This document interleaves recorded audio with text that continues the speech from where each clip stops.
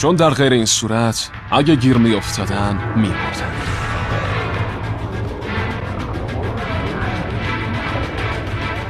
دقیقاً مثل 6 تا گنگستر بودن که به شیرای دیگه حمله میکردن و اونا رو میکشتن.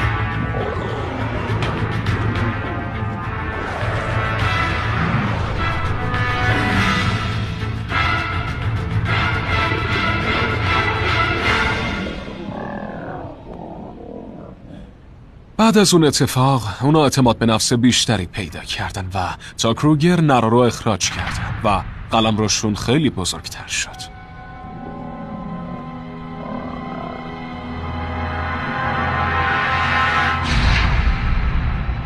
اخراج شدن یک نر آلفا اولین قدم برای فتح یک قلمروه.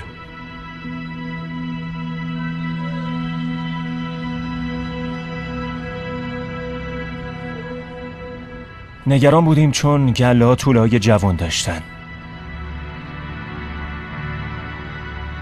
ما تولد طوله‌ها رو دیده بودیم که اونا روی پای خودشون وایستادن و دارن راه میرن.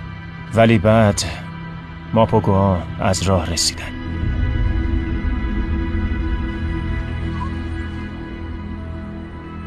وقتی یه نر جدید گروهو به دست میگیره، توله‌های جوان تو خطر بزرگی قرار میگیرن. نرها نیازی ندارن که پدر بشن و از منابع برای بزرگ کردن توله‌های دیگه استفاده بکنن.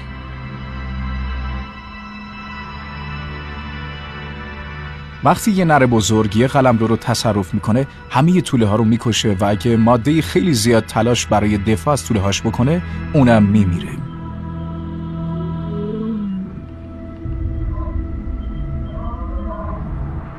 ماده ها به نشونه نرهای جدید توی قلمرو واکنش سریعی نشون میدن.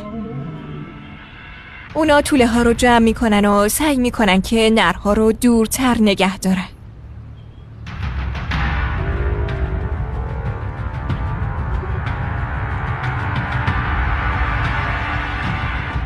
اگه توله ها بزرگتر باشن، ماده میتونه دور نگهشون داره تا از جنگ دور بمونه.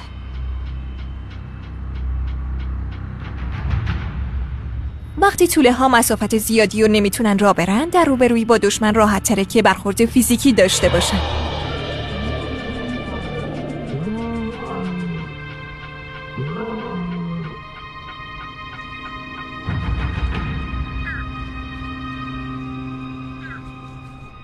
من گله اوتاوا با 3 تا ماده و همینطور 11 توله رو دنبال کردم.